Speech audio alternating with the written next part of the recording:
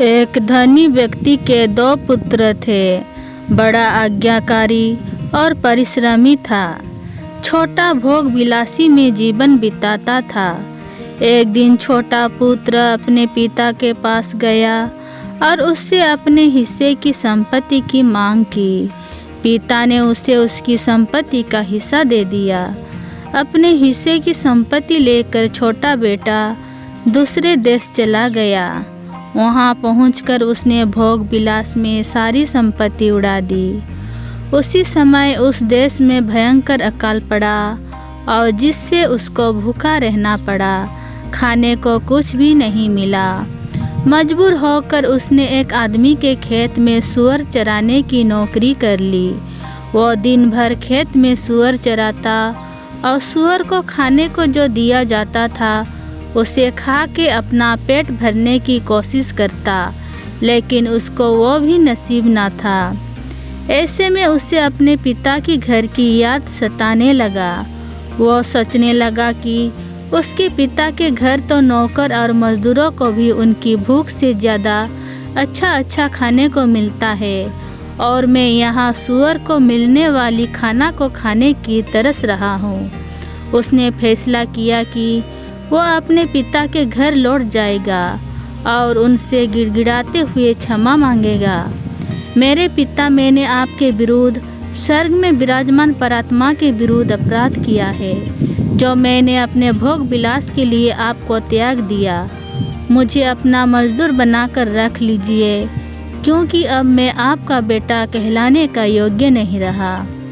ये सोचकर वह अपने पिता के घर चल पड़ा। वो घर से कुछ दूरी पर था, तब उसके पिता की नज़र उस पर पड़ी। अपने बेटा की दयनीय स्थिति में देखकर पिता का हृदय प्रेम से द्रवित हो गया। वो दौड़कर उसके बेटा के पास गया और उसे अपने गले से लगा लिया। बेटा पिता से क्षमा मांगते हुए बोला, पिताजी, अब मैं आपका बेटा कहलाने का योग्य नहीं रहा। मैंने आपके प्रति पाप किया है। लेकिन पिता ने उसकी बात अनसुनी कर दी। वो खुशी में अपने सेवकों को पुकारते हुए बोला, जाओ और मेरे पुत्र के लिए अच्छे वस्त्र लेकर आओ। उसे उंगली में अंगूठी और पैरों में जूती पहनाओ और भोज की तैयारी करो, क्योंकि मेरा बेटा मर गया था लेकिन वह फिर जी उठा है। वो खो गया था लेकिन फिर मिल गया है। घर में सब मिलकर गाने बजाने और आनंद मनाने लगे। उस समय बड़ा पुत्र खेत में काम कर रहा था। जब वो खेत से लौटने लगा और घर के निकट पहुंचा तो नाचने और गाने बजाने की आवाज़ सुनकर एक नौकर से इस बारे में पूछा।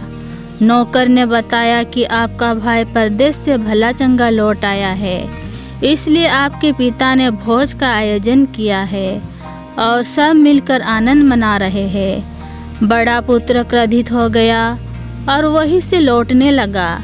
तब पिता उसके पास आया और उसे मनाने लगा। बड़े पुत्र ने शिकायत करते हुए कहा, मैं सदा आपके साथ रहा, आपकी हर आज्ञा का पालन किया, लेकिन आपने कभी मेरे लिए भोज की तैयारी नहीं की और उसके लिए जो आपको छोड़कर चला गया और अपनी सारी संपत्ति भोग विलास में उड़ा दी, उसके लिए आप भोज का आयोजन किया है। तब पिता ने कहा, पुत्र, तुम तो सदा मेरे साथ थे, मेरा सब कुछ तुम्हारा है, लेकिन तुम्हारा छोटा भाई राह भटक कर मुझसे दूर चला गया था। वो सही राह पर आ गया है, मैं इसका आनंद मना रहा हूँ। दोस्तों, अगर आपको ये कहानी अच्छी लगी तो please like, share, comments and subscribe कीजिए। Thank you. धन्यवाद।